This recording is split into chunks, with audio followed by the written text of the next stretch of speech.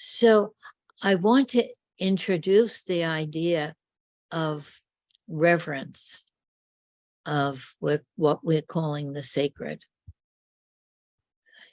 Gene didn't usually talk about reverence. And as you know, he avoided spiritual language. But I came across a little story about him that I had written down, and I was going to share with my class in China. And I thought, wow, that story is a wonderful doorway into this mystery that we're trying to get our minds around here. The story, maybe we can all just take a breath and relax into the story. Like I'm telling you a story, which I am telling you a story. And you're just going to take in the story. And the story is not about therapy, but we're going to make the connection ourselves.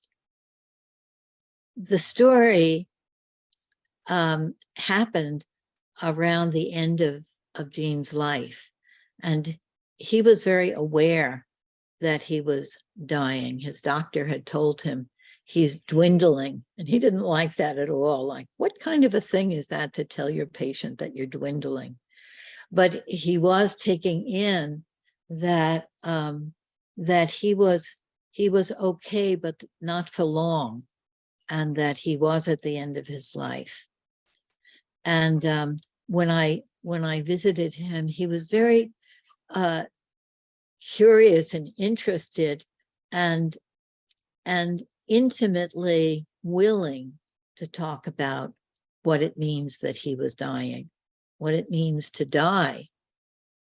He would say, well, people in my situation, meaning people who are dying, want to know what that means, want to know, is there more?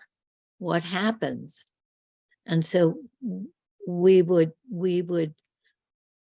try to talk about that together.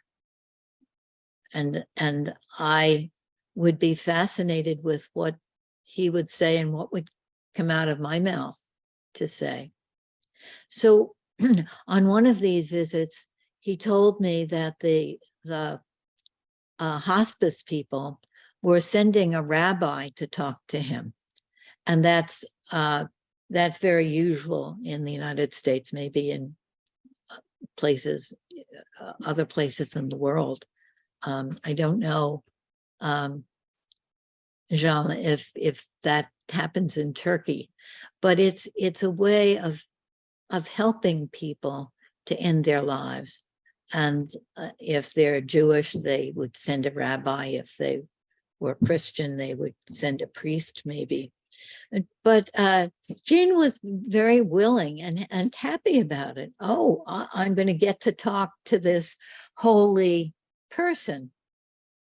And so I visited him after the priest had come and asked him how it was. And he said, oh, it was very disappointing.